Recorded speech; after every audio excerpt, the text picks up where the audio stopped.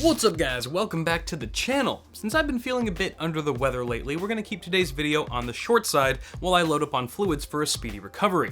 The amount of vitamin C in the citrus ale is simply amazing. So when talking to non-techies, I often compare the task of building a PC to assembling a box of Legos or building a set of IKEA furniture.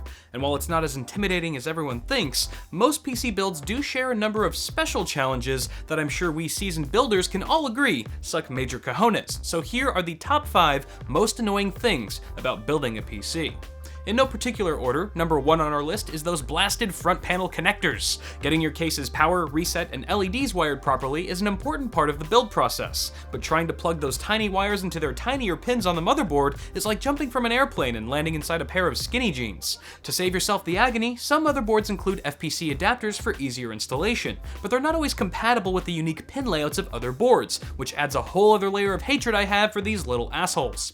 While we're on the riveting topic of wires, next up we have the less common but ever just as aggravating Molex Connector. These wretched bastards don't come around as much as they used to, thankfully, but seeing them on the occasional budget case fan or motherboard is like running into an old acquaintance you never hope to see again. Do we really have to interact right now? And you look worse every time I see you are thoughts that come to mind on both accounts. Plugging two Molex connectors together is such an awkward and fidgety experience you'd swear it was their first time, and pulling out is just as ungraceful. To top things off, there's few things worse than forking out the extra dough on a modular power supply, only to find that you still need to use a Molex cable because one of your devices has special needs. For now, we can only hope that one day, SATA or a similar standard will be the final nail in this connector's coffin.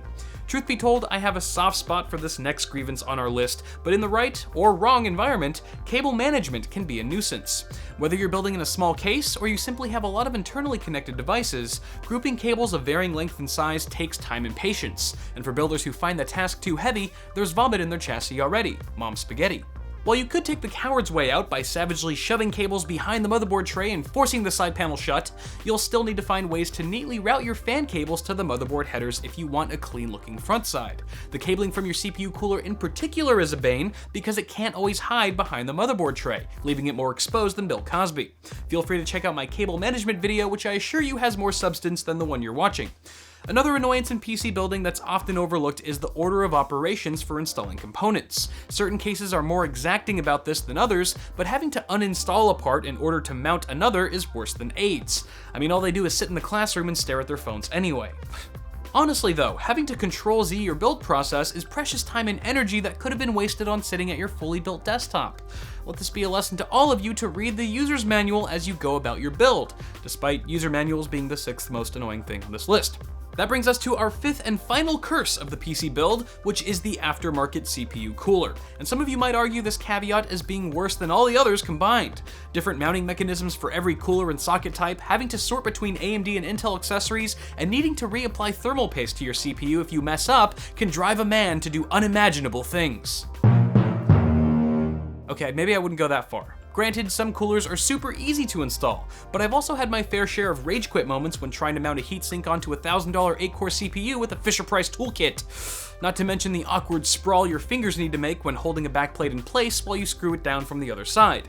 It's like playing Twister with yourself, except the CPU cooler is the only butt in your face. That being said, building a PC is one of the most pleasant and rewarding things you can do for yourself or a loved one. Guys, if I left anything out, be sure to blow up the comment section below with all the beef you have with PC building, and don't forget to toss me a like on this video if you enjoyed it. As always, I'm Kyle with Awesome Sauce Network. Thank you guys for watching, subscribe to the channel if you haven't already, and I'll see y'all in the next video.